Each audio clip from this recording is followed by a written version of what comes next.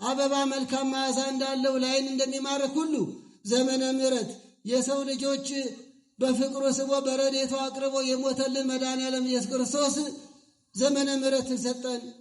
ደመናው አልፎ ብርሃን እንደተገለጠ ሁሉ ብርሃን መድኃኔዓለም ክርስቶስ ተገለጠ። ከአበባ ድንግል ማርያም ፍሬ መድኃኔዓለም ክርስቶስ ተገኘ። ዘመነ ኩነኔ የቁራኝነት ዘመን የመከራ ዘመን አለፈ። የአዳም ልጅ ነፃ ወጣ። እኔ ብርሃን ነኝ እንዳለ ሁሉ በብርሃን እንመላለዘን ብርሃን ክርስቶስ ተገለጠ እያለ ዛሬ ባይመሽ እና በቃ ዛሬ መምሸት የለበትም ብለን ተስማምተን የአዲስ አበባ 7 ሚሊዮን ምዕመን ህዝብ ተሰብስቦ ዛሬ መምሸት የለበትም ብለን ሰልፍ ብንወጣ ምሽቱ ይቀራል? እንሞክረው እንዴ? መምሸቱ ይቀራል ወይ? አይቀርም። ዛሬ ባልነጋ ያለው ሌሊትም መንጋቱ አይቀርም። ይህም ዘመን ያልፋል። የአገልጋዮቹም የህዝቡም ኃጢአት በዛ ይላል አንደኛ ሳሙኤል ምዕራፍ 2 ከቁጥር 20። ኃጢአት ሲበዛ ነው መጨካከን በዛ፣ ሌብነት፣ ጉቦ፣ በገዛ ሰርታችሁ የምትከፍሉት ግብር እንዲቀነስልህ ይህን ያህል ሙስና ክፈል ይላችኋል። በገዛ መሬታችሁ ህገወጥ ነገር ትጠይቃላችሁ። በገዛ ቤታችሁ ጉቦ ትጠይቃላችሁ። በገዛ መንጃ ፈቃዳችሁ ጉቦ ትጠይቃላችሁ። በየቢሮ ሌብነቱ፣ በየሱቁ በርበሬና ሸክለ ቀላቅሎ መሸጥ፣ በየፋርማሲው የተበላሸ መድኃኒት መሸጥ እያየን ነው፣ እያገኘን ነው። በሁላችን እየደረሰ ነው። ኤክስፓየር ዴቱ እንዴ ያለፈ መድኃኒት እየተሸጠ ማን ነው ያን ያደረገው? ኢትዮጵያዊ ማለት ኢትዮጵያዊ ላይ እግዚአብሔር ሲቆጣ ማስተዋል ይርቃል። እግዚአብሔር ሲቆጣ ማመዛዘን ጥበብ ይርቃል። ኃጢአት በተተናኮለው ሰውነት ጥበብ አታድርም ይላል። መድኃኒት ግዙልኝ ብሎ መድኃኒት መግዣ መንገድ ተዘግቶበት የሞተ ስንት ኢትዮጵያ አለ። ከተነገረው ያልተነገረው ብዙ ነው። ስንት ነፍሰ ጡር እየሞተች ነው። ከነ 7 ወር ጽንሷ ባለፈው አንዲት እህት ለቅሶ ደርሼ ወገኖች ጋር ቦታ ይቆየን ብቻ የ7 ወር ጽንስ ነች። በጥይት ተገደለች። አያስደነግጣል? እናቶቼ ይቅር በሉኝ በማለት ለምን ሆነብን? የኔ ኃጢአት ነው። ያጠው ዳፋ ጻድቁን አዳፋ ሆነ። ኢትዮጵያ ውስጥ ነው ይሄ ሆነው። ቦታውን አልነገርም። ኢትዮጵያ ውስጥ ነው ሆነው። እህት ወንድሞቿን ለማጽናናት እዚህ አዲስ አበባ ተገኝቼ ነው የሚያሳዝን ሐዘን የሰማ ነው። ከነ ጽንሷ ነፍሰ ጡሯ ተገደለች። እመቤታችን በስደቷ ጊዜ የባረከቻት ሀገር ብትኖር አንዷ ኢትዮጵያ ነች። ጌታችንን በእመቤታችን እቅፍ ላይ ሆኖ እና አብረን ታንተ ሲሉ እኮ ነው። አብረን ታንተ ገዳም በዋልባ እነ ተደባበ ማርያም እነ ጣና ቂርቆስ እነ ብርብር ማርያም እመቤታችን በኪደት እግሯ ረግጣለች፣ ባርካለች። እናምናለን። ሁላችን ተባርከን። ይገርማል እኮ ምን በድለው እዚህ ያለ ነው የሚጎዳው ያ ምስኪኑ፣ ምናጠፈው እዚህ ያለ ነው የሚሞተው ያ ምስኪኑ ገበሬ። እግዚአብሔር ሁላችን ለንስሐ ያብቃን። ዝናብ አልፎ ሄደ፣ ይህም መከራ ያልፋል። የእስራኤል መከራ አለፈ፣ ተሻግረው አለፉ። እግዚአብሔር ያሳልፋል። ከኛ የሚጠበቀውን ተናግረን እናብቃ። በሃይማኖት እንጽና ወገኖች። የእግዚአብሔርን ማዳን አለ ሙሴ። በሰው አትመኩ፣ በገንዘብ አትመኩ፣ በዘር አትመኩ፣ በሰው የሚመካ የተረገመ ይሁን ብሏል ኤርምያስ 17 ላይ። አንመካ። የሚመካ ቢኖር ንገሩኝ እንጂ የሚመካ ቢኖር በእግዚአብሔር ይመካ። ዛሬም ዓለም ላይ ፈርዖኖች በዝተዋል። ብዙ አይነት ነገር እያዩ አሁንም ሰላም ነው ይላሉ። ሰው እየተገደለ ሰላም ነው በአንጻሩ ይሉናል። ደግሞ ስንት ሰው ሲሞት ነው ሰላም አይደለም ይባላል። ሰው በጅምላ እየተቀበረ ሰላም ነው ምን ችግር አለ? በአንጻሩ አዲስ አበባ ሰላም ነው። አዎ አዲስ አበባ ሰላም ነው። መላ ኢትዮጵያን ሰላም ያርግልን። ያቺ ሴት አረፋ ያስደፍቃታል። ኢትዮጵያም እኮ እንደዛው ነው። ደም ያስደፍቃታል። ልጆቿ ይጋደሉባታል። ሰው ይታገትባታል። ምን ወዳት ኢትዮጵያ ታማብናለች ብለን እንደ ከነናዊቷ መጮህ ነው። በቃ እግዚአብሔር አይሰለችም። ሌላ ማጉረምረም ይቅር፣ ሌላ ሐሜት ይቅር፣ ሌላ ዘረኝነት ይቅር። አንድ ዓላማ ኢትዮጵያ ለኮ የበዛብን ወገኔ ሞተ ብሎ የማያለቅስ እግዚኦ የማይል ሆነብን። እከሌ ተሸነፈ ብሎ ግን ሲበሳጭ አድረን ራስ ተሸነፈ የለ እንዴ? የተሸናፊ ምልክት ነው። የተሸነፈ ተሸናነፈ። የደጋፊ ብዛት። መጀመሪያ እናትህን ደግፍ። ማን ያውቃል? እዛ በጂኦግራፊ በመልክዓ ምድር ማያቆንም እንኳን ጉለሌ ያለውን አንድ አርሴናል ደጋፊ ቀርቶ መጀመሪያ እናትህን ደግፍ፣ አገርህን ደግፍ። የሚያውቅህን እግዚአብሔርን እወቀው። ይልቅስ ለማያውቅህ ስትራገጥ ከምትውል 90 ደቂቃ እንጋጠን እንውላለን። 9 ደቂቃ አቡነ ዘበሰማያት ማለት ግን ይደክመናል። እግዚአብሔር ማስተዋሉን ይስጠናል። ወደ እስራኤል ጅራት የሆነው እግዚአብሔር አዝኖብን ነው። መሪ የምንሆነው እግዚአብሔር ሲደሰትብን ነው። እሱ እንዲደሰትብን ትዳር ይከበር፣ ሽማግሌ ይከበር፣ ክህነት ይከበር፣ አስራት ይውጣ፣ ምጽዋት ይቀጥል፣ ቤተክርስቲያን ትከበር፣ ራሳችንን እናስከብር። በበጎ ሕይወት ሁሉም ያልፋል። እዚህ ላይ በስመ አብ ወወልድ ወመንፈስ ቅዱስ አሐዱ አምላክ አሜን። እስመ ናሁ ክረምት አለፈ ወዝናብ ሐለፈ ወገብ አለሊሁ ጽጌ አስተራየ በውስተ ምድርነ። በመኃልየ መኃልይ ምዕራፍ 2 ከቁጥር 11 ላይ እነሆ ክረምት አለፈ ዝናቡም አልፎ ሄደ፣ በምድራችን ላይም አበባ ተገለጠ፣ አበቦች ታዩ። በመኃልየ መኃልይ ዘሰሎሞን ምዕራፍ 2 ከቁጥር 11 ዝናብ አልፎ ሄደ በሚል ነው የምንማማረው። የምስጢር ባለቤት ለሁላችን ምስጢሩ ማስተዋሉን ይግለጥልን። የትምህርታችን ዓላማ ስለ ማለፍ ነው። ዝናብ አልፎ ሄደ፣ ክረምት አለፈ። በዚሁ ስለ ሕይወታችን ስለ ታሪካችንም እናነሳለን። ይህን ትምህርት ምክንያት ያደረግንበት ምክንያት በባለፈው መስከረም 25 ጊዜ ቀን ክረምት ያለፈበት ከትላንት መስከረም 26 ጀምሮ ደግሞ መጸው በጋው የጀመረበት ወቅት በመሆኑ በወቅቶች መሸጋገሪያ ላይ ስለሆንን ይልቅም ደግሞ ወርኃ ጽጌን የጀመርንበት ሁለተኛው ቀን በመሆኑ ከባለፈው ማለፍ ምን እንማራለን? ከተቀበልነው ዘመን ደግሞ ምን እንማራለን? ይህንን ምክንያት አድርገን ነው። እግዚአብሔር አምላክ ምስጢሩን ይግለጥልን። እንግዲህ ጠቢቡ ሰሎሞን ወቅትን ምክንያት አድርጎ ምስጋናና ትንቢት ሲናገር እስመ ናሁ ክረምት አለፈ፣ እነሆ ክረምት አለፈ። እንግዲህ ይህ ወቅት ማለት እሱ የተናገረበት ክረምት አልፎ በጋ የሚተካበት መሸጋገሪያ ላይ መሆኑን ንባቡ ያስገነዝበናል። ዝናብ አለፈ፣ ውሃዎችም ጎደሉ፣ ሰማዩም ጠራ፣ የዜማ ጊዜም ደረሰ። ክረምት አልፎ በጋ ሲተካ የሚያዜሙት ነበራቸውና በዕብራውያን ልማድ ዛሬ በእኛ ሀገር መስከረም ላይ አበባዮሽ እንደሚሉ እንዲሁ የዜማ ጊዜ ደረሰ። ክረምት ማለፉን በጋ መተካቱን ምንገልጥበት ዘመን ደረሰ። ጽጌ አስተራየ በውስተ ምድርነ፣ አበቦች ተገለጡ፣ ልምላሜው ታየ፣ ሰማዩ ጠራ። ያ ጨለማው፣ ደመናው፣ መብረቁ፣ ነጎድጓዱ ዘመን አለፈ። አሁን ደግሞ ብርሃን ተተካ። በዚያ ላይ ምድር በጽጌ በአበባ የምታጌጥበት ዘመን ሆነ ይላል። እንግዲህ ምስጢሩ ዘመነ ኦሪት አለፈ። አበባ የተባለ ድንግል ማርያም ታየች። ፍሬ ኢየሱስ ክርስቶስ ከእርሷ ተገኘ። በዝናብ የተመሰለው ዘመነ ኩነኔ አለፈ። በአበባ የተመሰለ ድንግል ማርያም ታየች። ከእርሷም ፍሬ ኢየሱስ ክርስቶስ ተገኘ። አበባ መልካም መዓዛ እንዳለው ለዓይን እንደሚማርክ ሁሉ ዘመነ ምሕረት የሰው ልጆች በፍቅሩ ስቦ በረድኤቱ አቅርቦ የሞተልን መድኃኔዓለም ኢየሱስ ክርስቶስ ዘመነ ምሕረትን ሰጠን። ደመናው አልፎ ብርሃን እንደተገለጠ ሁሉ ብርሃን መድኃኔዓለም ክርስቶስ ተገለጠ። ከአበባ ድንግል ማርያም ፍሬ መድኃኔዓለም ክርስቶስ ተገኘ። ዘመነ ኩነኔ የቁራኝነት ዘመን የመከራ ዘመን አለፈ። የአዳም ልጅ ነፃ ወጣ። እኔ ብርሃን ነኝ እንዳለ ሁሉ በብርሃን እንመላለስ ዘንድ ብርሃን ክርስቶስ ተገለጠ እያለ ስለ ነገረ ድህነትን ያስተማረው ነው። ስለ ቃሉ አምላካችን እግዚአብሔር የተመሰገነ ይሁን። እንግዲህ በቤተ ክርስቲያናችን እንደሚታወቀው 4 ወቅቶችን ቤተ ክርስቲያን ከፋፍላ ስብሐተ እግዚአብሔር ታደርሳለች፣ ትምህርት ታስተምራለች። አሁን የጀመርነው ወቅት መጸው ይባላል። መጸው በምስት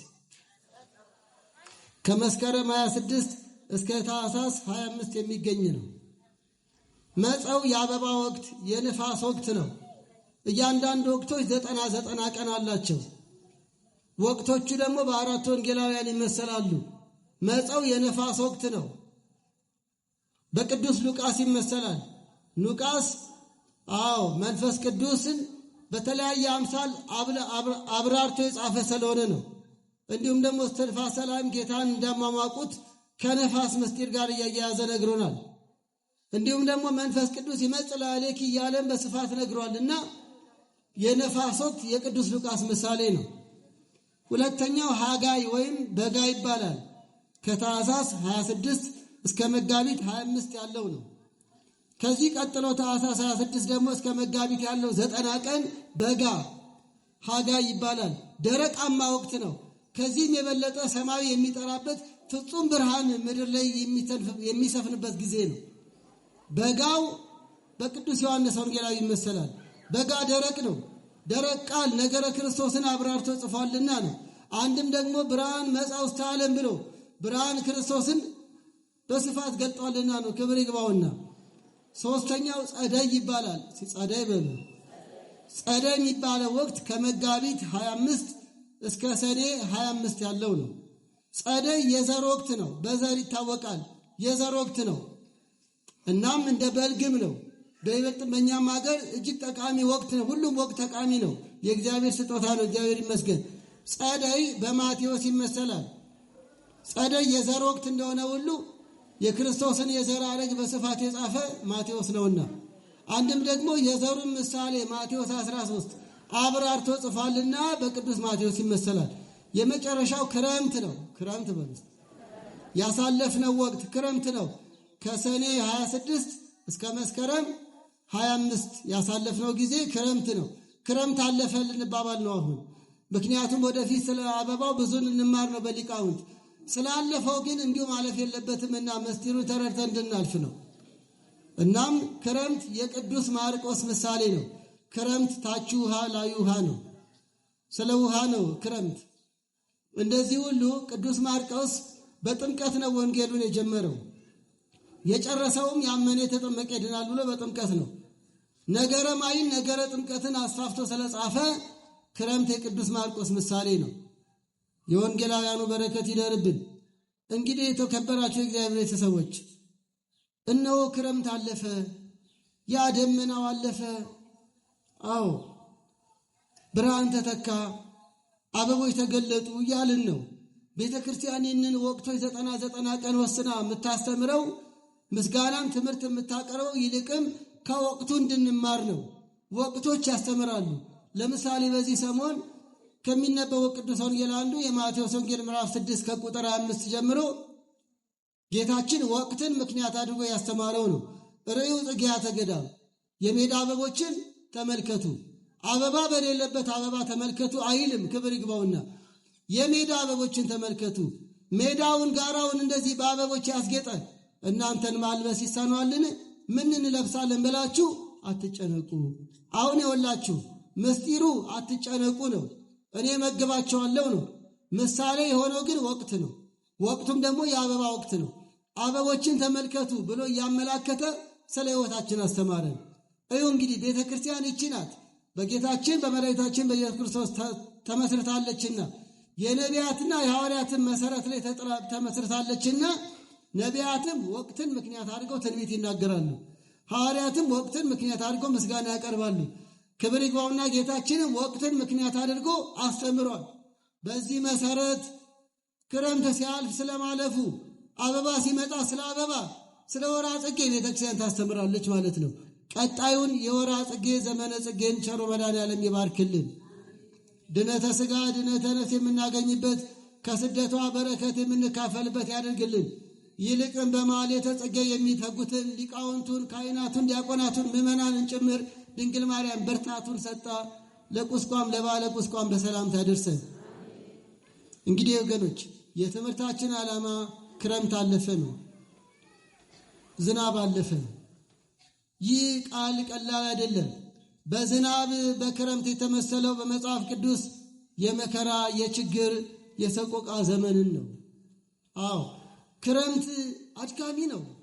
ይልቅም በገበሬው ክረምት ጭቃ እየታገሉ እየገፉ የላይኛውን ዝናብ እየታገሱ የታችኛውን ቅዝቃዜ እየተቋቋሙ የሚያሳልፉበት ነው። ይልቅም ገበሬዎቹ የሀገራችንን ገበሬዎች መድኃኔዓለም ይባርክልን። እስቲ አንዴ እግዚአብሔርን አመስግኑላችሁ። ገበሬ ንጉሥ ነው ብለዋል ኃይለ ሥላሴ። ያው በሱን ያለ ነው ገበሬውን መድኃኒዓለም ይጠብቅልን።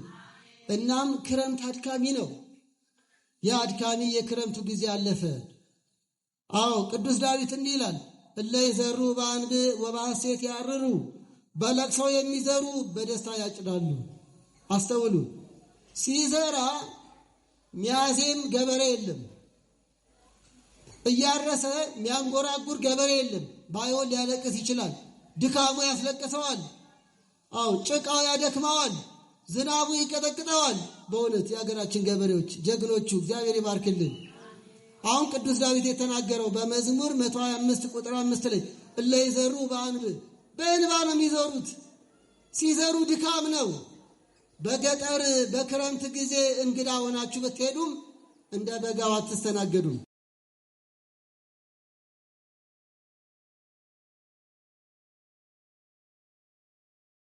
ገባውን እንዲሁም ደግሞ የተለያየ ገበሬውን የሚያግዝ ስራ ጉልጓሎን የመሳሰለው የሚሰሩበት ነው።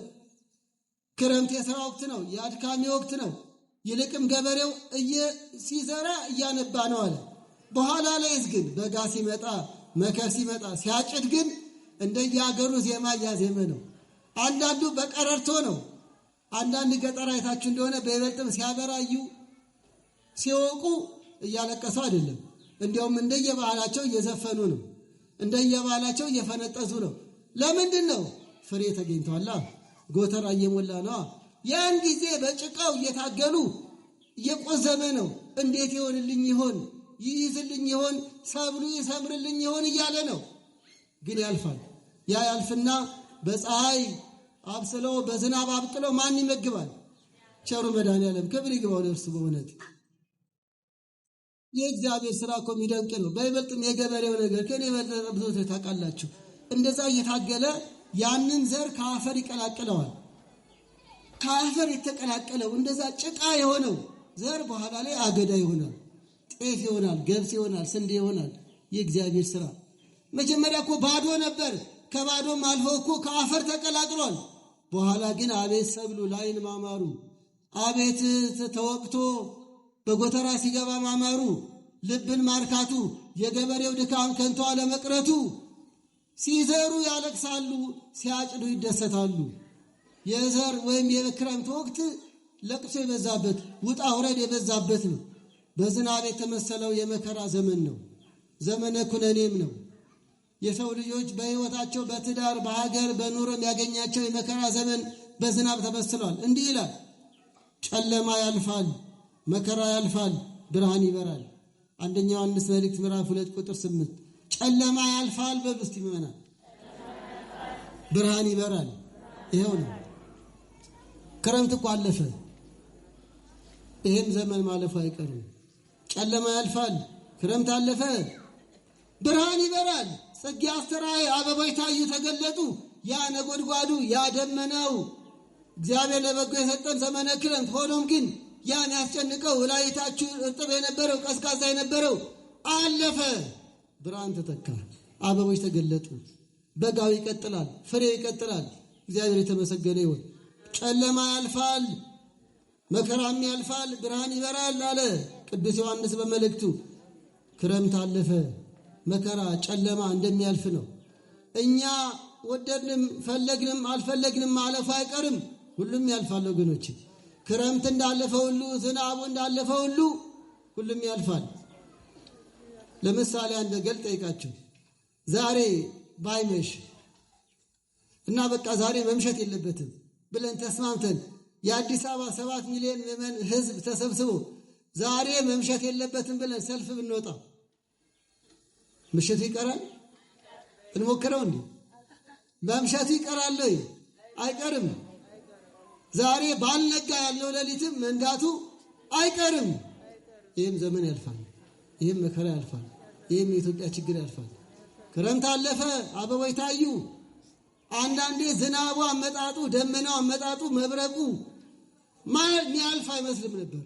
አቤት ይሄ ነሐሴ እንዴት ነው የሚታለፈው? አቤት ይሄ ሐምሌ ብርድ እንዴት ነው የሚታለፈው? ይሄ ዝናቡ ነጎድጓዱ ብለን ይሆናል። በተፈጥሮ ደረጃ ስለ ሁሉም ነገር እግዚአብሔር ይመስገን። ተፈጥሮን ምክንያት አድርገን ስለ ሕይወት ለመነጋገር ነው ዓላማችን እንጂ ሁሉም የተፈጥሮ ጸጋ የእግዚአብሔር ስጦታ ነው። ክብር ይግባው። ያ ጨለማው ግን የሚያልፍ አይመስልም ነበር፣ ግን አለፈ። የመከራ ምልክት ነው። ዘመነ ኩነኔ 5500 ዘመን አዳም ከነ ልጆቹ በቁራኝነት የነበረበት ዘመን የሚያልፍ አይመስልም ነበር። ያ የመከራ ዘመን ነቢያት ትንቢት እየተናገሩ የቆዩበት ግን አለፈ። አስቀድመው ጌታ ምልክት ይሰጣቸዋል። ኢሳይያስ 7 ላይ ድንግል በድንግልና ጸንሳ ትወልዳለች። አስቀድመው ምልክት ይሰጣቸዋል። ከፍሬ በፊት አበባ ይታያል። ከሰብል በፊት አበባ ይታያል። ከፍሬ መድኃኔዓለም በፊት ምልክት አበባ ድንግል ማርያም ታየች። ከሐና ከኢያቄም ተወለደች። ጌታ ከእርሷ እንደሚወለድ ለዓለም መልካም የምሥራች ዜና ታየ። ኋላም ቅዱስ ገብርኤል አበሰራት፣ ሰበከው ዓለምን። እነሆ ጌታ ተወልዶላቸዋል እያልኩ ያለሁት አበባ ቀድሞ እንደሚታይ ሁሉ አበባ ድንግል ማርያም ቀድማ ታየች። ዘመነ ምሕረት የብርሃን ዘመን ሊተካ ሲል ጨለማው እንደሚያልፍ አበባ ድንግል ማርያም ታየች፣ ተገኘች፣ በቤተ መቅደስ አደገች። ትጸንሲ ወተወልዲ ብሎ አበሰራት። እርሷም ይኩነኒ በከመ ትቤልኒ ብላ ፈቃደኛ ሆነች። ክብር ይግባት እመቤታችን። አመስግና ድንግል ማርያም። ይሁንልኝ ይደረግልኝ የአዳም ልጅ ይዳንልኝ ብላ በመዳናችን ውስጥ ድርሻ ያላት ምክንያተ ድኅነት ድንግል ማርያም ክብር ይግባት። ወገኖቼ ታዲያ ያ ዘመነ ኩነኔ ያለፈ፣ ያ ጥርስ ስላረገፈ ጥርስ የሚረግፍበት፣ የገደለ የሚገደልበት፣ ኃጢአት ሲሰሩ ሰውነታቸው ላይ በለምጽ የሚቀጡበት፣ እንኳን ሰውነታቸው ልብሳቸው ላይ ለምጽ እየወጣ የቅስፈት ዘመን፣ ያ የመከራ ዘመነ ኩነኔ ያለፈ። መድኃኔዓለም ብርሃን በቀራንዮ ተገለጠ። ሥጋውን ቆረሰ፣ ደሙን አፈሰሰ፣ ፍጹም ፍቅሩን ገለጠልን። ከሞት ወደ ሕይወት ታሸጋገረን። ጨለማ ዘመነ ኩነኔ ያለፈ፣ ብርሃን ተገለጠ። ይሄ ነው አንደኛ ዮሐንስ መልእክት ምዕራፍ 2 ቁጥር 8 ላይ። ወገኖቼ ዝናብ አለፈ፣ አልፎ ሄደ። ዘመነ ኩነኔ እንዳይነሳ ሆኖ እንዳይመለስ ሆኖ አለፈ። ሌላው ክረምት አለፈ ሲል በክረምት የተመሰለው ክረምት ፍሬ የለም። ክረምት የሚዘራበት እንዲሁም የሚደከምበት እንጂ ፍሬ የለም። ለዚህ ነው በወንጌል ሽሽታችሁ በክረምት አይሁን ይላል። ማቴዎስ 24 ቁጥር 20 ላይ ሽሽታችሁ በክረምት አይሁን ያለው በክረምት ፍሬ እንደሌለ ቅጠል ብቻ እንደሆነ ሁሉ እንዲሁም ፍሬ የተባለ ሃይማኖትና ምግባር ሳይኖራችሁ ምጽአት እንዳይሆን እንዳትሞቱ ጸልዩ ሲለን ስለ ነገረ ምጽአት ማቴዎስ 24 ላይ ክረምት ፍሬ አልባ ነው። ያ ፍሬ አልባ ዘመን ይለፍ። ያላፈራንበት፣ ያልሰራንበት፣ ያልታረቅንበት፣ የተጣላንበት በጎ ፍሬ ያላፈራንበት ከሆነ ያለፈው ጊዜ ይለፍ እያለን ነው መጽሐፍ ቅዱስ። ክረምት አለፈ። ሌላው በዝናብ የተመሰለው አለፈ የተባለው ዓለም እንደሚያልፍ ነው። ክረምት እንዳለፈ ሁሉ ይህ ዓለም ያልፋል። ክረምት አልፎ በጋ እንደተተካ ሁሉ ይህ ዓለም አልፎ የወዲያኛውን ዓለም ለወዳጆቹ መድኃኔዓለም ኢየሱስ ክርስቶስ ያቀዳጃል። እኛ ፈለግንም አልፈለግንም ሞት አለ። እንዲሁም ይህ ዓለም ማለፉ አይቀርም። እግዚአብሔር የማያደርገውን አይናገርም፣ የተናገረውን አያስቀርም። ይህ ዓለም ያልፋል ወገኖቼ። ለዚህ እኮ ነው የምንጾመው፣ ለዚህ እኮ ነው የምንጸልየው፣ ለዚህ እኮ ነው እግዚአብሔርን ደጅ የምንጠናው፣ ማረን ይቅር በለን የምንለው። ይህ ዓለም ያልፋል ሲል ነው። እንዲህ ይላል፣ ዓለሙም ምኞቱም ያልፋሉ። ዓለሙም አሁን የምንሯሯጥለት የገንዘብ ኑሮ፣ የምንጓጓለት ቤት መገንባት ሁሉም ያልፋል። አንደኛ ዮሐንስ መልእክት ምዕራፍ 2 ቁጥር 7 ላይ ክረምት እንዳለፈው ሁሉ ሁሉም ያልፋል። የማያልፍ ነገር የለም ወገኖቼ። ብዙ ጊዜ የማይነጋ ሌሊት ይመስለናል፣ ግን ነግቷል። የማይመሽ ቀን ይመስለናል በችግሩ ስንሆን፣ ግን ይመሻል። የታመመም ይድናል፣ የተሰደደም አገሩ ይገባል፣ ያጣም ያገኛል። ቤቴ ባዶ ነው፣ ኪሴ ባዶ ነው ያለም ያገኛል። ወገኖቼ ክረምት አለፈ አይደል?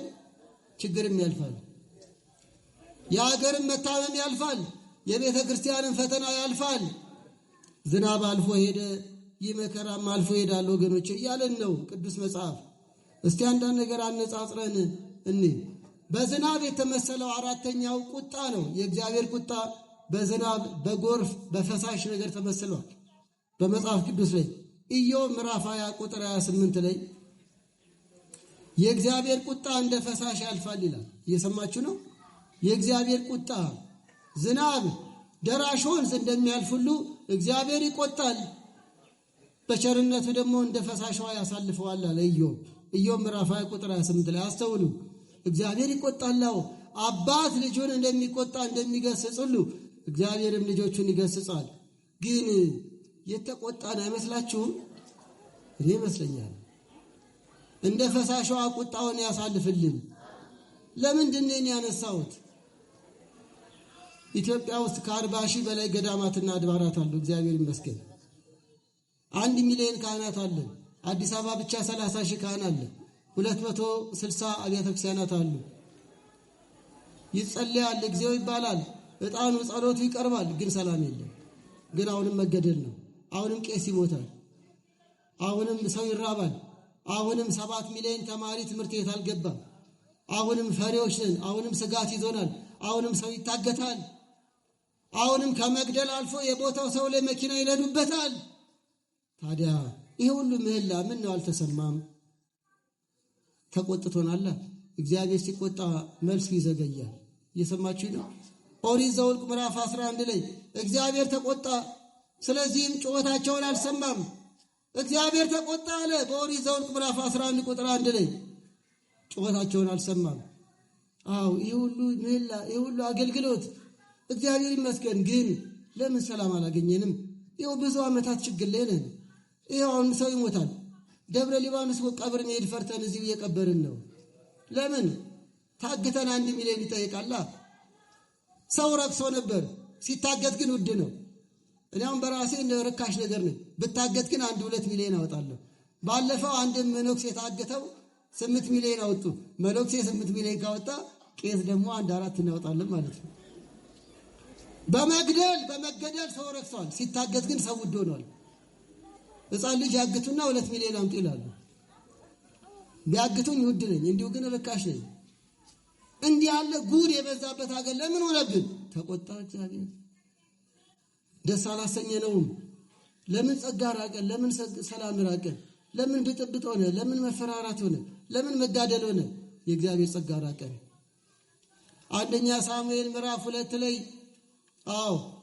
የአገልጋዮቹም የሕዝቡም ኃጢአት በዛ ይላል። 1ኛ ሳሙኤል ምዕራፍ 2 ከቁጥር 20 ኃጢአት ሲበዛ ነው። መጨካከን በዛ፣ ሌብነት፣ ጉቦ፣ በገዛ ሰርታችሁ የምትከፍሉት ግብር እንዲቀነስልህ ይህን ያህል ሙስና ክፈል ይላችኋል። በገዛ መሬታችሁ ሕገወጥ ነገር ትጠይቃላችሁ። በገዛ ቤታችሁ ጉቦ ትጠይቃላችሁ። በገዛ መንጃ ፈቃዳችሁ ጉቦ ትጠይቃላችሁ። በየቢሮ ሌብነቱ፣ በየሱቁ በርበሬና ሸክላ ቀላቅሎ መሸጥ፣ በየፋርማሲው የተበላሸ መድኃኒት መሸጥ እያየን ነው፣ እያገኘን ነው። በሁላችን እየደረሰ ነው። ኤክስፓየር ዴቱ ያለፈ መድኃኒት እየተሸጠ ማን ነው ያን ያደረገው? ኢትዮጵያዊ ማለት ኢትዮጵያዊ ላይ። እግዚአብሔር ሲቆጣ ማስተዋል ይርቃል። እግዚአብሔር ሲቆጣ ማመዛዘን ጥበብ ይርቃል። ኃጢአት በተተናኮለው ሰውነት ጥበብ አታድርም ይላል ጠቢቡ።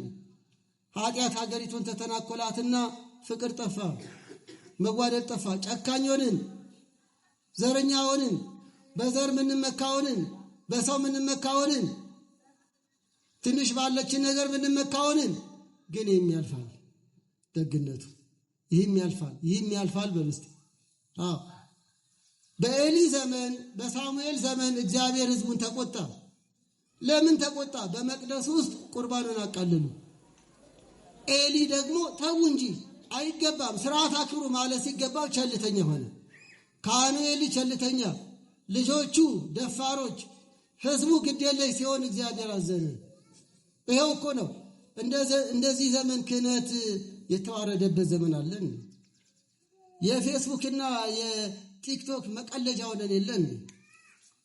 ቁርባኑን አቃለሉ፣ ክህነት ተቃለለ፣ ትዳር ተቃለለ፣ ምንኩስናው ተቃለለ። አቤት አቤት! እና አባ ጊዮርጊስ እና አባ አትናቴዎስ እነ ቅዱስ ዮሐንስ አፈወርቅ በኖሩባት ቤተ ክርስቲያን እንደኔ ያለው ጃርት በቀለ። አሰዳቢው በዛ፣ ሕዝቡም ኃጢአቱ በዛ። እኛ ብቻ አይደለም፣ የሕዝቡም የአገልጋዩም ተባብረው ኃጢአት ሲሰሩ እግዚአብሔር አዘነ። 1ኛ ሳሙኤል ምዕራፍ 2 ተባብረን እኮ ኃጢአት ሰራን። እናንተም ዘረኛ እኛም ዘረኛ፣ ይቅር በሉኝ። እንግዲህ ቤተ መንግስቱም ሌቦች አሉ፣ ቤተ ክህነትም ሌቦች አሉ። ይሄው ነው። ተባብረን ኃጢአት ሰራን፣ ተባብረን ዘረኛ ሆንን። የሚሞተው የሚገደለው ምንም አይመስለንም። ስንቱ ቄስ ይሞታል፣ ስንቱ መርጌታ ይገደላል፣ ስንቱ ምስኪን የአብነት ተማሪ ይገደላል። እኛ ግን ለአውሮፓ እግር ኳስ ነው ብናጨበጭበው። የሚሞተው ምናችንም አልሆነም። የሚቃጠለው ቤተ ክርስቲያን አያስለቅሰንም። የአውሮፓ እግር ኳስ አይቅርብን እንጂ እንዲህ ያለ ትውልድ ያፈራ ነው። ኤሊዎች በዛና ኤሊ ልጆቹ ምናምንቴ ሆኑ ይላል። ምናምንቴ በሆነ ምናምንቴ ትውልድ የመጣብን። ኤሊ ልጆቹ ምናምንቴ ሆኑ፣ ቁርባን የሚያቃልሉ ሆኑ። ክህነት የሚያቃልል ፌስቡክ በዛልን። ሁሉ ተንታኝ፣ ሁሉ ሊቅ፣ ሁሉ መምህር፣ ሁሉ አዋቂ ነኝ ባይ ጵጵስና፣ ምንኩስና፣ ክህነት የማይከበርበት ሆነ። ይሄው ነው ወገኖች። ዘር፣ ዛፍ፣ ወንዝ የሚከበርበት፣ ታቦቱ፣ በዓሉ፣ ቅዱሳኑ የማይከበሩበት፣ ካህኑ የማይከበርበት፣ ቀድሶ ሲወጣ የሚገደልበት ሀገር ሆነ። እንግዲህ በዚህ ልብስና በዚህ ካባ 9 ሀገር ዘውረናል። ማንም የነካን የለም። አፍጋኒስታን ውስጥ፣ ኢራቅ ውስጥም ቤተክርስቲያን እየተቋቋመ ነው። እዛ እናቋቁማለን፣ እዚህ ይፈርስብናል። ይሄ ቆብ የትም አላስገደለንም። ማንም አልገላመጠንም። ፎቶ አንስተው ከኢትዮጵያ መጣችሁ ብለው ይደነቁብናል። ይሄ ቆብ ግን ኢትዮጵያ ውስጥ ያስገድላል። ይሄ ሻሽ ግን ያስገድላል። ምንም ለመሆኑ ምዕመናን ስንት ሰው ሲሞት ነው የሚበቃው? ስንት ቄስ ሲገደል ነው የሚበቃው? እንሙታ ካልሆነ ኢትዮጵያ ሰላም የምትሆን ከሆነ ስንት ቄሶች እንሙት? ስንት የአብነት ተማሪ በድሮ ሲገደል ነው ሰላም የሚመጣው? አባይ እንደተገደበ ሰላማችን የሚገደበው መቼ ነው? መጋደል የሚገደበው መቼ ነው? መቼ ነው እንደ ህዳሴው ኢትዮጵያ ሰላም ሆነችልን ብለን ደስ የሚለን? መቼ ነው ገዳማት አድባራት እንደ ልባችን የምንሄደው? መቼ ነው ደብረ ሊባኖስ ጻድቃኔ ያለ ፍርሃት ያለ መታገት እንደ ልባችን በሀገራችን የምንዘዋወረው መቼ ነው? አይናፍቅም እንዴ? በሰው ሀገር እኮ ከብረን ኖርን፣ ተዘዋወርን እኮ። ካሊፎርኒያ ውስጥ ሩፋኤል ቤተክርስቲያን ፈረንጆቹ ጭምር አግዘውን ተቋቁሟል። በቅርቡ ሌላ ሚዲያ ላይ አውርተነዋል። ለምን አነሳሁት? የሚገርማችሁ እዛ ሩፋኤል በአቡነ ቴዎፍሎስ እየተቋቋመ ልክ ያን ዜና እያየን እዚህ የሆነ ቦታ ደግሞ ሩፋኤል ቤተክርስቲያን ተቃጠለ። ካሊፎርኒያ ይቋቋማል፣ ኢትዮጵያ ይቃጠላል። በሰው ሀገር እንከብራለን፣ በገዛ ሀገር እንዋረዳለን። ለምን ሆነብን? ኃጢአታችን እንደዛ ነው። ሌላ ጉዳይ አይደለም የምናገረው። አንደኛ ሳሙኤል ምዕራፍ 2 ላይ የሕዝቡም ኃጢአት በዛ። ይቅር በሉኝ እንግዲህ ወገኖቼ፣ ትዳር እንዴት ነው? መወስለት አልበዛም? ጠብ አልበዛም? ከሚታረቀው የሚጣላው አልበዛም? በንብረት በምን የሚካሰሰው አልበዛም? አባትና ልጅ ፍርድ ቤት አልቆሙም? እናትና ልጅ አልተረጋገሙም? በየጠንቋ ቤቱ እየተሄደ አንዱ አንዱን አልረገምም? አንዱ አንዱን ይውጋልኝ ያውድምልኝ ያለ አልፎከረም? ወንድምና ወንድም አልተጋደለም? የገዛ ወገኑን አግቶ ብር አምጡ ብሎ አላለም? ብር ተሰጥቶት አልገደለም? ብር ተሰጥቶት የሚገድል እንዲህ ያለ ኢትዮጵያዊ ያፈራን። ግን ይህም ያልፋል። ለዚህ ነው ሕዝበ እስራኤል ቸል ባሉ ጊዜ እግዚአብሔር አዘነ፣ ታቦቱም ተማረከ። ሲጮሁ ኋላ ላይ ሲመለሱ ግን ያ መከራ አለፈ። ተስፋ እንዳቆርጡ ታቦተ ጽዮን ተማርካ አልቀረችም። ታቦተ ጽዮን በፍልስጤም እጅ ገብታ አልቀረችም። ዳጎንን ሰባብራ ተመለሰች። ቤተ ክርስቲያን እንደፈረሰች አትቀጥልም። የአብነት ተማሪው ቄሱ መርጌታው ያደገደገው ማኅተም ያሰረው እንደተገደለ አይቀጥልም። ታቦቷ ወደ መንበሯ እንደተመለሰች ሁሉ ኢትዮጵያም ወደ ክብሯ ትመለሳለች። ይህም ያልፋል። ዝናብ አልፎ ሄደ፣ ይህም መከራ ያልፋል። በኦሪት ዘጸአት ምዕራፍ 14 ላይ ይህንን አንስቼላል። ኦሪት ዘጸአት ምዕራፍ 14 ላይ መከራም ያልፋል እያልኳችን ወገኖች፣ አታጉረምርሙ፣ ታገሱ፣ ተስፋ አትቁረጡ፣ ወደ እግዚአብሔር እንጩህ። እግዚአብሔር ይቅር ይለናል፣ መሐሪ ነው፣ ቸሩ አምላክ። ግን ያሳዝናል፣ ግን እናዝናለን፣ ግን በድለናል። እውነት ምን መጣብን? ግን እውነት ለምን የሁሉ ሆነብን ያሰኛል። ሌላ ፖለቲካ የለም። በእኔው ኃጢአት ነው፣ በእኔው በደል ነው። እግዚአብሔር አዘና። ቅድም ጥቅስ ጠቅሻለሁ። ኦሪት ዘኍልቍ 11 ላይ እግዚአብሔር ሲቆጣ ዝም አላቸዋል። ሲቆጣ ዝም አለን። የቅዱሳን ሀገር እመቤታችን በስደቷ ጊዜ የባረከቻት ሀገር ብትኖር አንዷ ኢትዮጵያ ነች።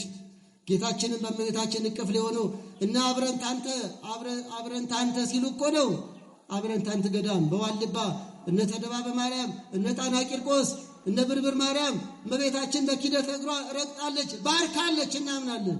ሁላችን ተባርከን ታዲያ ይቺ ቅድስት ሀገር እመቤታችን የተቀበለች ሀገር ብዙ እንግዶችን የተቀበለች ሀገር ምነው ዛሬ የደም መበቃቂያ ሆነች? ምነው ደም መፍሰሻ ሆነች?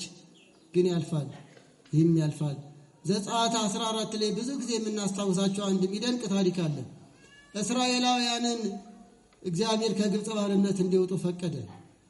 ፈርዖንን በ10 አይነት መቅሰፍት ቀጣው። 11 ነው ግን ኋላ እንመጣበታለን። 11 አይነት መቅሰፍት ግብፅ ላይ ወረደ። ሕዝቤን ልቀቅ አለው እግዚአብሔር ፈርዖንን። 400 በላይ ዓመት ሲኖሩ እስራኤል ያ መከራ ያልፋል መሰላቸው። አፈር ያሸክማቸዋል፣ አሸዋ ያሸክማቸዋል፣ ውሃ በስልቻ እያደረገ ያሸክማቸዋል። እጅግ በጣም መከራ ያጸናባቸዋል። ይህ የመከራ ዘመን ያልፋል። ኪሴ ባዶ ነው ምትል ያልፋል።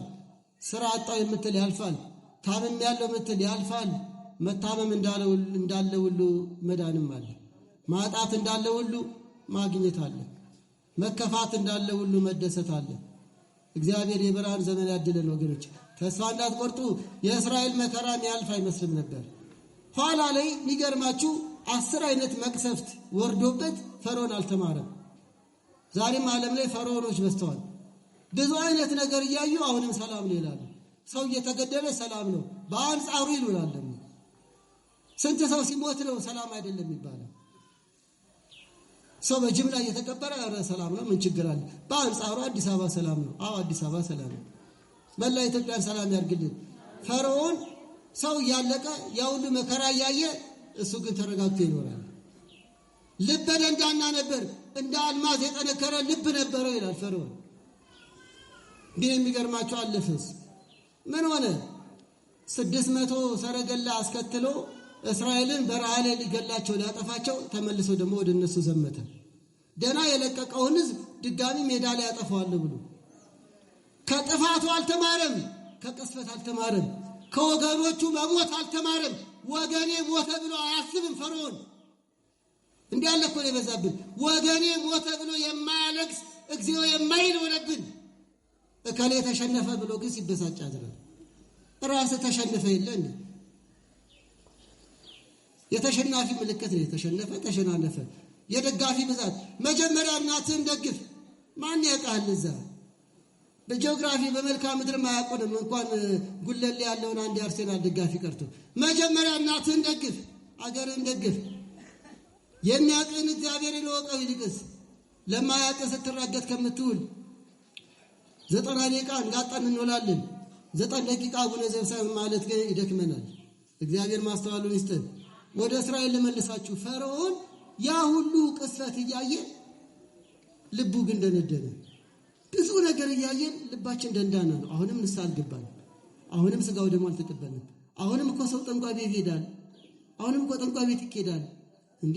አሁንም እኮ ዛፍ ቅቤ ይቀባል። አሁንም እኮ ጥቁር በግ ምናምን ገብስማ እየተባለ ይታረዳል። አሁንም እኮ ባዕድ አምልኮ አለ። ከሰዓት ደግሞ ቤተክርስቲያን ናቸው ወይ ጠዋት ገብርኤል ከሰዓት ጠንቋይ ቤት። ገና እኮ ነን ወገኖቼ። በሁሉ መንገድ እኮ ገና ነን። በዝሙቱ፣ በስካሩ፣ በጠንቋይ ቤቱ፣ በምኑ ገና እኮ ነን። ይሰበካል፣ ይነገራል፣ መንፈሳዊ ጉባኤ ሞልቷል። መንፈሳዊ ሕይወት ግን እጥረት አለ። 12 ሐዋርያት ዓለምን ቀየሩ። 30,000 ካህናት አዲስ አበባን መቀየር አልቻለም። እኛም እናንተም አልቀየራልና በ9 ቅዱሳን ኢትዮጵያ ተቀድሳለች። በ1 ሚሊዮን ካህናት ምን አልተቀደስንም? ከሁላችን ነው ችግሩ፣ ከሁላችን ነው። የእግዚአብሔር ዓላማ እንድንቀደስ ነው። የእግዚአብሔር ዓላማ በጎ ሕይወት እንዲኖረን ነው። ታዲያ በጎ ሕይወት እንዴት ነው? ሰላማዊ አንደበት እንዴት ነው? ፍቅር እንዴት ነው? ትዳር እንዴት ነው? ጉርብትና እንዴት ነው? አኗኗራችን እንዴት ነው? በእውነት ለምን አየህ ብለን እንጣላ አይደለን እንዴ ወገኖቼ? እስራኤል ያን ሁሉ መከራ አልፈው በረሃ ላይ ሆኑ። አሁን አንድ ነገር ላስታውሳችሁ። ከኋላቸው ፈርዖን ሊገል እየመጣ ነው። ከፊታቸው ባህር ኤርትራ አለ። አጣብቂኝ ጊዜ መከራ፣ በዝናብ የተመሰለው መከራ ነው ያልኳችሁ ነው። እስራኤል መከራ ላይ ወደቁ። አሁን በሙሴ መሪነት ነው ያሉት። እንመለስ እንዳይሉ ፈርዖን እየመጣ ነው ሊገላቸው። ሮጠንና አምልጥ እንዳይሉ ደግሞ ምን አለ ከፊት? ባህረ ኤርትራ አለ። በሰው ሰውኛው ያስጨንቃል። ወገኖቼ አጣብቂኝ የሆነ ህይወት የገጠመው ብዙ ነው። በገንዘብ ማጣት፣ በጤና ማጣት፣ በመንከራተት ወደ ኋላ እንዳይመለስ ሌላ ችግር፣ ወደፊት እንዳይሄድ ሌላ ችግር። በችግር የተከበበው ወገኔ ብዙ ነው፣ ግን ያልፋል። እግዚአብሔር ያሳልፍልን። እንዲህ ባረገው እንዲሆንብኛል፣ እንዲህ በሆነ እንዲሆንብኛል፣ ምንም አልሳካለኝ የሚል ወገን ብዙ ነው። አልሆንልህ አለኝ፣ አልሰምርልህ አለኝ፣ ገንዘብ አልያዝ አለኝ፣ ስራ አልሰምርልህ አለኝ፣ ትዳር አልሆንልህ አለኝ የሚል ብዙ ነው። ግን አይዟችሁ ያልፋል። እስራኤል አጉረመረሙ፣ እንዳታጉረመረሙ። የከፋው ሰው የሚናገረውን አያውቅም፣ ግን አንደበታችሁን ጠብቁ ወገኖች። እስራኤል አጉረመረሙ። ምን አሉ? አረ ግብፅ ይሻለን ነበር አሉ። ለዚህማ ግብፅ ይሻለን ነበር፣ በረሃ ላይ እግዚአብሔር ሊያጠፋን ነው እንዴ? አንዳንድ ሰው እኮ እንዲህ ነው፣ እዚህ ያመጣኝ እንዲህ ሊያረጋኝ ነው እንዴ ብሎ በእግዚአብሔር ላይ የሚያጉረመርም አለ። እግዚአብሔር ዓላማ አለው፣ ባህሩን ሊያሻግር ነው። ስንታመምም ለበጎ ነው፣ ስንሰደድም ለበጎ ነው። ዮሴፍ ሰው ሀገር ሄዶ ነው ለሀገሩም በረከት ምክንያት የሆነው። እያንዳንዱ አኗኗር ለበጎ ብለን በጸጋ መቀበል ነው ወገኖች። እግዚአብሔር ዓላማ አለው። ሁሉም ያልፋል፣ ሁሉም ያልፋል በልስት። አሁን እስራኤል ግን በችግር ጊዜ ይሄ ትዝ አላላቸውም። ሙሴ ግን ትዝ አለው። ሙሴ ቅዱሱ ታላቁ ነቢይ ሕዝቡን እንዲህ አለ፣ ዝም በሉ፣ ፈርዖን ሊያጠፋን ነው አይደል? አዎ፣ አታስቡ፣ ፈርዖንን አታዩትም። ፈርዖን እኛንም አያጠፋም፣ ፈርዖንን አታዩትም። እግዚአብሔር ስለ እናንተ ይዋጋል፣ ዝም በሉ፣ በሃይማኖት ጽኑ፣ አታጉረምርሙ አለ ዘጸአት 14 ቁጥር 14 ላይ። ፈርዖንን አታዩትም። ይህን ችግር ማናይበት ዘመን ይስጠን። እንደ ፈርዖን ያሉትን አታዩትም እያለን ነው መጽሐፍ ቅዱስ።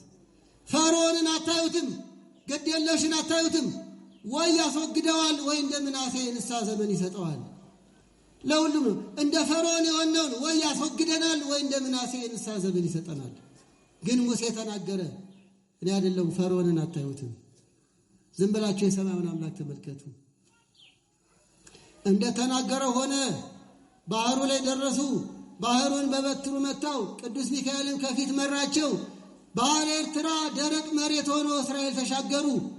ፈርዖን ተከተልኩ፣ አወደምኩ፣ አጠፋው እያለ ሲመጣ ባህር ከዳው። መሬት ያልከዳው መሬት ሁሉ የኔ ነው ያለው ፈርዖን ባህር ከዳው። በ11ኛው ቅስፈት በባህር ሰጥሞ ሞተ። እስራኤል ዳኑ። ፈርዖን ከነሰራዊቱ ሰጠመ። ያ መከራ አለፈ አላለፈም? ተናገሩ እንጂ አላለፈም ወይ? አለፈ። ይህም ያልፋል። ፈርዖንን አታዩትም፣ ችግርን አታዩትም፣ መጋደልን አታዩትም፣ መታገትን አታዩትም። ጽጌ አስተራይ አበባ የመሰለ ዘመን እግዚአብሔር ይሰጠናል። በጎ ዘመን እግዚአብሔር ይሰጠናል። እንደሌላ ያለውን ወይ በንስሐ ይመልሰናል ወይ እንደ ፈርዖን ያስወግደናል። እግዚአብሔር ይችላል። እድሜ ለንስሐ እየሰጠን ነው እንጂ እስካሁን መቆየታችን ከፈርዖን የባሰ ዓለም ላይ አለ። አሁንም ሀገር ላይ አለ፣ በየቦታችን አለ። ልበ ደንዳና፣ በሰው መሞት፣ በሰው መሰቃየት ምንም የማይመስለን፣ በሰው መቸገር፣ በሰው መራብ፣ ልጇን ዳቦ ገዝታ የምታበላበት ያጣች ስንት እናት አለች። መድኃኒት ግዙልኝ ብሎ መድኃኒት መግዣ መንገድ ተዘግቶበት የሞተ ስንት ኢትዮጵያ አለ። ከተነገረው ያልተነገረው ብዙ ነው። ስንት ነፍሰ ጡር እየሞተች ነው። ከነ 7 ወር ጽንሷ ባለፈው አንዲት እህት ለቅሶ ደርሼ ወገኖች ጋር ቦታ ይቆየን ብቻ የ7 ወር ጽንስ ነች። በጥይት ተገደለች። አያስደነግጣል? እናቶቼ ይቅር በሉኝም በማለት ለምን ሆነብን? የኔ ኃጢአት ነው። ያጠው ዳፋ ጻድቁን አዳፋ ሆነ። ኢትዮጵያ ውስጥ ነው ይሄ ሆነው። ቦታውን አልነገርም። ኢትዮጵያ ውስጥ ነው። እህት ወንድሞቿን ለማጽናናት እዚህ አዲስ አበባ ተገኝቼ ነው የሚያሳዝን ሐዘን የሰማ ነው።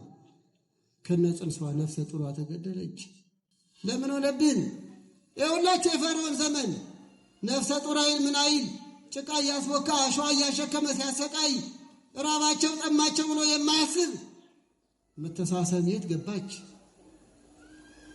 ሴት ናት፣ ነፍሰ ጡር ናት። እንዴት የተጋጠመ ይጋደል እንጂ ይቺ ነፍሰ ጡር ምን በደለች? የተጋጠመ ይጋደል እንጂ ያ 17ቱ የቆሎ ተማሪዎች ምን በደሉ? ከእናታቸው ቤት የወጡት ከመቋ ቤት የወጡት እኮ ቅኔ ሊማሩ ነው። ዳዊት ያነገበው ይገደላል። መሳሪያ ያነገበው እንደሚሆን አይሆንም። የጀግና መገለጫው ይሄ ሁሉ ለምን ሆነብን? ጥይቱ ለምን ሳተ? እኛ ስተን ነው። እኛ ከእግዚአብሔር ሕጉን ስለሳትን ጥይቱ እየሳተ ንጹሐኑን የሚገድል ሆነብን። ምስኪኑ መድኃኒት እያጣ የሚሞት ሆነ። አዋላጅ እያጣች ምትሞት ሆነች። ተማሪው እንዳይማር የእኛ ልጆች በቀን 3 እየበሉ እየጠጡ ዩኒፎርም ለብሰው ይማራሉ። እዛ ያሉ ወንድሞቻችን ትምህርት ካቆሙ 3 ዓመት ሆናቸው። ለምን ሆነብን? እኔ ይገርማል እኮ ምን በድለው እዚህ ያለ ነው የሚጎዳው ያ ምስኪኑ፣ ምናጠፈው እዚህ ያለ ነው የሚሞተው ያ ምስኪኑ ገበሬ። እግዚአብሔር ሁላችን ለንስሐ ያብቃን። ዝናብ አልፎ ሄደ፣ ይህም መከራ ያልፋል። የእስራኤል መከራ አለፈ፣ ተሻግረው አለፉ። እግዚአብሔር ያሳልፋል። ከኛ የሚጠበቀውን ተናግረን እናብቃ። በሃይማኖት እንጽና ወገኖቼ። የእግዚአብሔርን ማዳን ይዩ አለ ሙሴ። በሰው አትመኩ፣ በገንዘብ አትመኩ፣ በዘር አትመኩ፣ በሰው የሚመካ የተረገመ ይሁን ብሏል ኤርምያስ 17 ላይ። አንመካ። የሚመካ ቢኖር ንገሩኝ እንጂ የሚመካ ቢኖር በእግዚአብሔር ይመካ። እናቶች አባቶች ከልብ ይሁን። አይ ቀበሌ ያለው ዘመዴ ነው፣ አይ እንዲህ ያለው የኔ ዘሮች ናቸው፣ አይ ቦታው ላይ ያለው እንዲህ ነው፣ እንደዛ ነው ነገሩ። ስንት የተመካንበት አልፎ እንኳን እናንተ ልታድናቸው ራሳቸው ማዳን ሳይችሉ በየጤሻው ወደቁ አይደል? ስንቱ ህንፃ ሰርቶ ስንት ቪላ ሰርቶ ሳይኖሩበት እኮ ተሸኙ። ይህም ያልፋል። ብዙ የግብ ዘመን እንዳለፈው ይህም ያልፋል። ክረምት አለፈ። ኢትዮጵያ ክረምት የሆነባት ብዙ መከራ ዘመን ነበር። የይሁዲት ጉዲት ዘመን 9ኛው መቶ ክፍለ ዘመን 40 ዘመን ሙሉ ቤተክርስቲያን ስታቃጥል ኖረች። በዛ ዘመን ብንሆን ምን ይታሰበናል? 40 ዘመን ክርስቲያን የተገደለበት፣ ታቦተ ጽዮን ያለችበት ቤተ መቅደሱን ጨምሮ ታቦተ አክሱም ጽዮን የተቃጠለችበት፣ እንዲሁም ታቦቷ ወደ ዘዋይ መጣ በዘዋይ ደሴት ላይ አርፋለች ለመሸሸግ ብለው። ወገኖቼ ይህ ቁጣ ያልፋል። ቁጣ እስኪያልፍ ተሸሸግ ብሏል። ያ ዘመን አለፈ። የይሁዲት ዘመን አለፈ። ቤተ ክርስቲያን ቀጠለች። ግራኝ አህመድ በ15ኛው መቶ ክፍለ ዘመን የመጣ ጂሃዲስት ነው። ክርስቲያንን ቤተ ክርስቲያንን ሲያወድም የኖረ በዓለም ታሪክም በአፍሪካ ታሪክም የተመዘገበለት አክራሪ ጨካኝ ነው። ከቱርክና ከሌሎች ጋር ከአክራሪዎች ጋር ተባብሮ 15 ዓመት ሙሉ ኢትዮጵያን ያወደመ ነው ግራኝ አህመድ። 15ኛው መቶ ክፍለ ዘመን ግራኝ አህመድ ዘመን እንደ ዝናብ እንደ ደመና ጨልሞባት ኖረ ኢትዮጵያ። ቤተክርስቲያን የሚቃጠልበት፣ ክርስቲያን የሚገደልበት ግን አለፈ። የገላውዲዮስ ዘመን ተተካ፣ ግራኝ አለፈ። የጎንደር ዘመነ መንግስት ተቋቋመ። 44 አብያተ ክርስቲያናት ጎንደር ብቻ ተተከሉ። የግራኝ ዘመን አለፈ። ኢትዮጵያ ሰላሟ ቀጠለ። ህዝባችን ሰላሙ ቀጠለ። እናት ቤተክርስቲያን ተሰራች፣ ታነጸች፣ ተስፋፋች። ይህም ያልፋል። የማያልፍ ይመስላል ወገኖች፣ ይህም ያልፋል። ዝናብ አልፎ ሄደ። ግራኝ እንዳለፈ ይሁዲት እንዳለፈች ይህም ዘመን ያልፋል። ከኛ የሚጠበቀው ሰላማዊ እንሁን፣ በእምነታችን እንጽና፣ እግዚአብሔርን በጸሎት እንጠይቅ፣ ሳታቋርጡ ጸልዩ። ይህን ተናግሬ ላብቃ። አንዲት ከነናዊት በማቴዎስ ወንጌል ምዕራፍ 15 ላይ ወገኖቼ በየግላችን የሚገጥመን ችግርም እንደሚያልፍ እርግጠኛ ሁኑ ለማለት ነው። ከነናዊቷን ሴት አንስቼ ላብቃ። አንዲት ከነናዊት ሴት ልጇ ታማባት ልጇን እንዲፈውስላት ወደ ጌታችን መጣች። የዳዊት ልጅ ሆይ ጌታ ሆይ ማርልኝ፣ ልጄ አረፋ ያስደፍቃታል፣ ይጥላታል፣ ቆማ መሄድ አትችልም፣ ከመጣልም አልፎ ደግሞ ያንፈራፍራታል፣ ልጄ ተሰቃየች። የዳዊት ልጅ ጌታዬ ሆይ ማርልኝ አለች ከነናዊቷ። ጌታችን ምን አለ? መጀመሪያ አልሰማትም። አስተውሉ ወገኖቼ፣ ሳይሰማ ቀርቶ አይደለም፣ ጊዜው ገና ነው። ማቴዎስ 15 ላይ ያለ ነው። ከነናዊቷ ጮኸች፣ ማርልኝ ማርልኝ ብትል አልሰማትም። እንዲሁም ደቀ መዛሙርቱ ምን አሉ? ጌታ ሆይ ከኋላ እየወተወተች ነውና አሰናብታታል። እነሱ እንኳን ደከማቸው የሷ ጩኸት፣ ግን ምልጃን ያሳያል። ጌታ ክብር ይግባውና የእነሱን ጥያቄም እንደሚቀበል ሲያሳይ ነው። ጌታ ሆይ ማርልኝ እያለች ነው፣ ስማት፣ አሰናብታታል። አዎ ከዚህ በኋላስ ሰዓቱ ሲደርስ ጌታችን ቆመ ከመንገዱ። ከዚያ በኋላ ዞር ብሎ ተመለከታት። አስተዋላችሁ? እስካሁን አልሰማም፣ ግን ሰምቷታል። ጊዜው ገና ነው። ዞር ብሎ ተመለከታት። ኢትዮጵያን ዞር ብሎ ይመልከታት። በዚያ አላበቃም። አይ የልጆችን እኮ ለውሾች መስጠት አይገባም አለ። ልጆች የተባሉ ሕዝበ እስራኤል፣ ሕዝበ እግዚአብሔር፣ ውሾች የተባሉ ጣዖት አምላኪ አሕዛብን ነው። እሷ ግን ምስጢሩ ገብቷታልና ከነናዊ ስለሆነች ነው እንዲህ አላት። ከአሕዛብ ወገን ነውና ሀገሯ። በኋላ ላይ ምን አለች? እቺ ሴት ለመፈወስ የመጣች ስለሆነ ዓላማውን ጠብቆ የመጣ ሰው እኮ በእኔ አይነቱ አይሰናክልም። ብዙዎቻችን ሰው አይተን ስለምንመጣ ነው ሰው አይተን የምንሸሸው። ቄስ ገሌ እንዲሆነ አባ ገሌ እንዲሆነ ድንብር ብሎ ይሄዳል። ሰው እኮ ነው የተሳሳቱ። ቤተክርስቲያን ማነጽት ናት። ይህቺ ሴትም ለፈውስ ስለመጣች እንዴት ውሻ አባላለሁ አላለችም። እንዲሁም ምን አለች? ውሾችም እኮ ከጌቶቻቸው የወደቀውን ይበላሉ። ይህ ማለት ራሷን በምን መሰለች? በምን መሰለች? በውሻ። ትህትናዋን አያችሁ? ጌታችን ድጋሚ ተመለከታት። አስተውሉ። ማቴዎስ 15 ላይ የመጀመሪያ መወትወቷ፣ ሁለተኛ ራሷን በውሻ መመሰሏ። ተመለከታት። አሁንም እንዴት የታደለች ነች! መድኃኒዓለም እኮ ነው የተመለከታት። ተመለከታት። ይችን ሴት ስትጮህ ዳን ማርልኝ ማርልኝ ስትል እኔ ውሻ ነኝ ብላ በትህትና የቀረበችውን ተመለከታት። አንቺ ሴት እንደ እምነትሽ ይሁንልሽ፣ ልጅሽ ትዳንልሽ ብሎ አሰናበታት። ያ ስትሰቃይ የነበረችው ልጇ ዳነች። በሽተኛ ልጅ ይዛ መጣ፣ ጤነኛ ልጅ ይዛ ተመለሰች። አመስግኑት እንጂ ወገኖቼ። ማጠቃለያ ነው። ለምን አነሳሁት? አለፈ። በልጇ ሕመም ስትሰቃይ የነበረች እናት ያ ስቃይ አለፈ። ልጄ ይጥላታል፣ አረፋ ያስደፍቃታል ብላ ስትጨነቅ የነበረች እናት ያ ጭንቀቷ አለፈ። ጤነኛ ልጅ ይዛ ሄደች። ግን እንዲሁ አይደለም። በእምነቷና ሳታቋርጥ በመጮኋ ነው። ወገኖቼ ትዳሬ ችግር አለው፣ ጤናዬ ችግር አለው፣ ኑሮዬ ችግር አለው የምንል አቤት የችግር ብዛት ብዙ ነው። ግን አይዟችሁ፣ እንደዚህ ከነናዊ ሴት መድኃኒዓለምን ወትውቱት።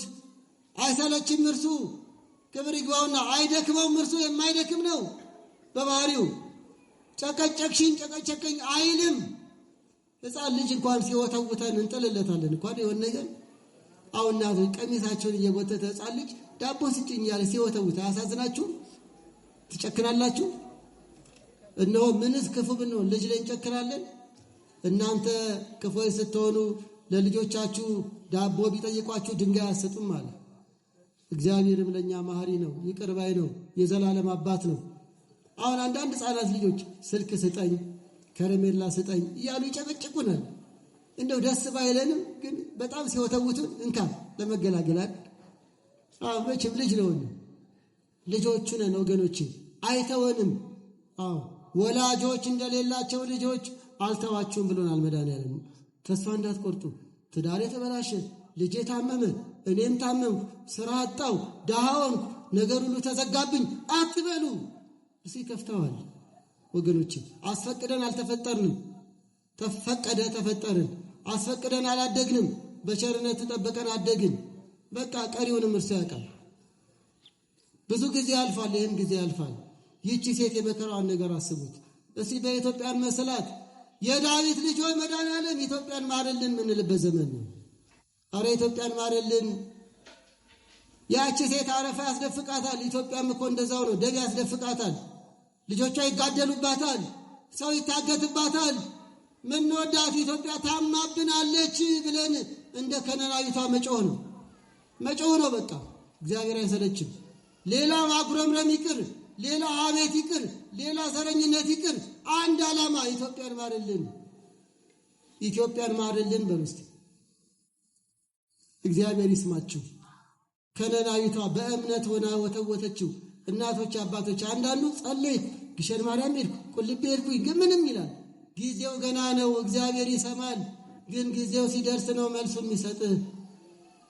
እግዚአብሔር ይሰማል፣ ክብር ይግባውና። ጆሮን የፈጠረ አይሰማምን? ዓይንን የፈጠረ አያይምን ብሏል መጽሐፍ። እግዚአብሔር ያያል፣ ይሰማል፣ ክብር ይግባው። ታዲያ አንዳንዴ መልስ ለምን ዘገየብን? ጊዜው ገና ነው። በጠዋት የሚሰራውን በማታ አይሰራው። መስሪያ ቤት እንኳን በእቅድ ነው የሚሰራው። እኛም ለልጆቻችን በፕሮግራም ነው የምንኖረው። ተማሪዎች ምሳቃ ይዘው የሚሄዱ ትምህርት ሲኖር ነው አይደል? እሑድ ቀን ምሳቃ ይዛሉ እንዴ? ቆይ ሰንበት ለማስቀደስ ልጆች ሲመጡ ምሳቃ ይዘው ይመጣሉ እንዴ? የትምህርት ቤት ዩኒፎርም ለብሰው ይመጣሉ እንዴ? ስለዚህ ለልጆቻችን ፕሮግራም አለ። ሰኞ ምን ይለብሳሉ? እሑድ ምን ይለብሳሉ? እግዚአብሔርም እኛን የሚመግብበት የሚሰጥበት እቅድ አለው። ለእግዚአብሔር የሥራ ጊዜ አለው። ክብር ይግባውና ቢዘገይም ፈጥኖ ይደርሳል። ታገሰው ብሏል ዕንባቆም ምዕራፍ 2 ላይ። እህቶቼ ወንድሞቼ፣ ታመምኩ መከራ የበዛ ብላችሁ እንዳታዝኑ። የልጄ ጉዳይ፣ የትዳሬ ጉዳይ፣ የኑሮዬ ጉዳይ፣ የሱቄ ጉዳይ፣ የደሞዜ ጉዳይ ብላችሁ አትተክዙ። እግዚአብሔር ፈጥኖ ይደርሳል። ምጡን እርሺው ልጁን አንሺው ይባላል አይደል?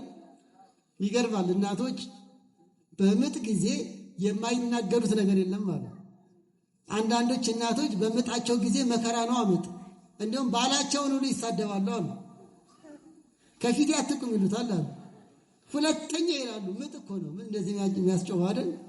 አዎ ያስጨንቃል። ግን አንድ ገለላቸው ያንን እንደዛ ሲያስቀባጠር የነበረ ምጥ ልጅ ሲወለድ ይረሳል። ሁለተኛ አልወልድም ያለች ሴት በምጧ ጊዜ ከዛ በኋላ 7 ወልዳለች። እየሰማችሁ ነው? ምጡን ረሳችሁ። ማንን አቀፈች? ልጁን አቀፈች። አንድ ነገር እንደ ምጥ መከራ ሊሆን ይችላል ህይወት፣ ግን ያልፍና እግዚአብሔር እንደ ልጅ ደስታ ያሳቅፋቸዋል። ይረሳል። ያውሉ የኛ ችግር ካለፈ በኋላ እናመሰግንም እንጂ ካለፈ በኋላ እንዘነጋዋለን እንጂ ታሞ የተነሳ ፈጣሪውን ረሳ እንደሚባል እንዘናጋለን እንጂ እግዚአብሔርም ያሳልፈዋል። ለቃሉ የታመነ አምላክ ነው። ይህን ዘመንም ያሳልፈዋል። ብዙ ነገር አልፏል። ክረምት አልፏል። ይህም ያልፋል። አንድ ምሳሌ ነግራችሁ ላብቃ። አንድ ሰው ይህም ያልፋል የሚለውን ጥቅስ በጣም ይወደዋል። ሆኖም ግን ድሃ ነው። ጎዳና ላይ ላስቲክ ቤት ሰርቶ ሲያድር ላስቲኩ ቤት አጠገብ ይህም ያልፋል ብሎ ጽፏል። መንገደኞች አዩት። ይሄ ድሃ ደግሞ ምን ይሄ ያለፋል አለፈ አናንቀውት ሄዱ። የሚገርማችሁ በጣም ባለሙያ ነበርና ሙያው ሲፈለግ እድል አግኝቶ በከተማ ውስጥ ትልቅ ሥራ አገኘ። እንዲሁም የከተማ ሹም ሆነ። ሁለተኛ ታሪክ ነው። የከተማ ሹም ሆኖ እንደ ከንቲባ ያለ ትልቅ ደረጃ አግኝቶ ቢሮ ፊት ለፊት ምን ብሎ ጻፈ? ይህም ያልፋል።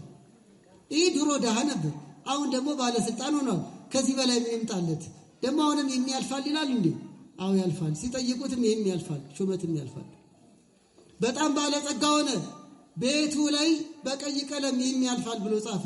ይሄ ሰውዬ ድሃው ሆኖ ይህም ያልፋል፣ ባለስልጣን ሆኖ ይህም ያልፋል። ይህን የመሰለ ቪላ ሰርቶ ይሄ ምን ያልፋል? ይህን የመሰለ ቤት እየኖረ ይሉታል። ታመመ። መቃብሬ ላይ ይህም ያልፋል ብላችሁ ጻፉልኝ አለ። ሞት አይቀርምና ሞተ። መቃብሩ ላይ ይህም ያልፋል። አሁን ድሮ የሚያውቁት ሰዎች ከሞት በላይ ምን አለ? መቃብር ገብቶም ደግሞ ይህም ያልፋል ይላል እንዴ? የሚገርማችሁ ከ3 ዓመት በኋላ ወደ መቃብሩ ሲመጡ መቃብሩ ቤት ሊሰራበት ተፈልጎ መቃብሩን ፈርሷል። አለፈ አላለፈም? መቃብሩም አለፈ። ይህም ያልፋል። አያልፍም ያልነው ችግር አልፏል። ደስታም ሆነ ሐዘንም ሆነ ያልፋል። ወገኖች ከኛ የሚጠበቀው በሃይማኖት እንጽና፣ እግዚአብሔርን ብቻ እንመካ፣ በእርሱ እንመካ። እንወትውተው ሳናቋርጥ እንጹም፣ እንጸልይ። ኢትዮጵያን ማራት፣ ቤተሰቤን ማረኝ፣ ለንስሐ ለሥጋው ደግሞ አብቃኝ፣ አጽናኝን በለው ነው። ስለዚህ ክረምት ዝናብ አልፎ ሄደ፣ የአበባ ጊዜ ተገለጠ እንዳለ ሁሉ መከራም ያልፋል። እንታገስ፣ አናጉረምርም፣ አናማር። ተመስገን፣ ስለ ሁሉም ተመስገን። እንደ ኢዮብ 10 ልጅ ሲሞትበት ተመስገን አለ። 10 ልጅ ሰጠው እግዚአብሔር። በመከራ ውስጥ ማመስገን ትልቅ ጸጋ ነው ወገኖቼ። ሁሉም ያልፋል፣ እስከሚያልፍ ያለፋል። ሁሉም ያልፋል። የእግዚአብሔርን ፈቃድ የሚያደርግ ግን ለዘላለም ይኖራል። እኛ እንደ እግዚአብሔር ፈቃድ እንኑር። ማለፉ አይቀርም። የተጣላን እንታረቅ። እንደሚመሸው ሁሉ ይነጋል። የመሸባት ኢትዮጵያ ነገ ይነጋል። ልክ እንደ ግድቡ እንደተደሰትን ነገም ሌላም ያስደሰን እግዚአብሔር ይሰጠናል። ፈርዖንን አታዩትም ወይ? እንደ ምናሴ ነገሮችን እግዚአብሔር ይቀይራል። እኛ ብቻ እናጉረምርም፣ እንዋደድ፣ የተጣላን እንታረቅ። ትዳር ይከበር፣ ክህነት ይከበር፣ ጾም ጸሎት ይከበር፣ ቤተ መቅደስ ይከበር፣ ሰንበታት ይከበሩ፣ የቅዱሳን በዓላት ይከበሩ። ክብራችንን እንጠብቅ፣ ክብራችንን እንዲመልስልን እግዚአብሔርን እናክብረው፣ በረከት እንዲበዛልን። እንደ ቃሌ ብትኖር በረከቶች ሁሉ ለሀገር ይሆናሉ ብሏል ዘዳግም 28 ላይ። እንደ እግዚአብሔር ቃል መኖር ከጀመርን እግዚአብሔር በምሕረቱ ይጎበኘናል። ጅራት የሆነው እግዚአብሔር አዝኖብን ነው። መሪ የምንሆነው እግዚአብሔር ሲደሰትብን ነው። እሱ እንዲደሰትብን ትዳር ይከበር፣ ሽማግሌ ይከበር፣ ክህነት ይከበር፣ አስራት ይውጣ፣ ምጽዋት ይቀጥል፣ ቤተ ክርስቲያን ትከበር፣ ራሳችንን እናስከብር። በበጎ ሕይወት ሁሉም ያልፋል።